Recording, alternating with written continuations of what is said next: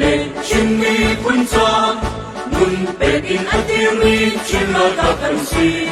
ta chen pe ni kan ram ni kan buông lên lai ra chai trong ai in cây nào cần buồn làm tiêu mai cần nở lại để thấy để cho phát nát tâm cầu mình sẽ luôn luôn in cây nào tiếng cần cầu chỉ lại nhìn nhìn qua ai và xuống dòng chia lâu đi mỗi chuyện phải say cha na hey chuyện phải say cha na hey ra cần đâu lại liam cha pi punani ram an do cha an lung na tiếng breaking an la tiếng tầm băng mi in chẳng thâu say đâu cần điều về trong lai cần ram cần lột cần lai tuan biết thở cần chia lai chuyện ra đập na biết thấy để thắp bát na tâm cầu mình sẽ luôn luôn in tay na tiếng cần thở chỉ lại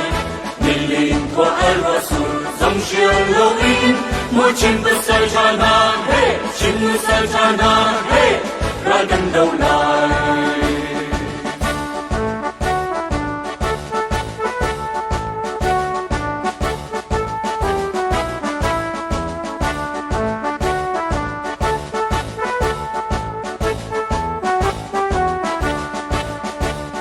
ni thầy đấng na say vẫn ung ha se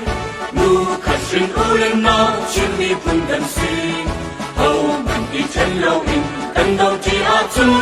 cần chung bất chiến thong in cần tây sinh sinh câu lại chuyện là gặp na biết thấy để thắp bát na tâm cầu mình sẽ luôn luôn in tây na tiếng cần cây chỉ lại mình liền qua ai và sur dòng chia lâu in mỗi chuyện mới sai cha na hey chuyện mới sai cha na hey ra cần đâu lại nhìn nạp ra ra đâu mình ra gặp cần si luật nạp ra ra đâu mình chuyện ra gặp cần si cần ra gọi Giêsu ni cần mai à cần xoay cần ra tây tu ân si amma hồn chân cơ u chuyện ra gặp na biết thấy để thắp bát na tâm cầu mình sẽ luôn luôn in tay na tiếng cần cây chỉ lại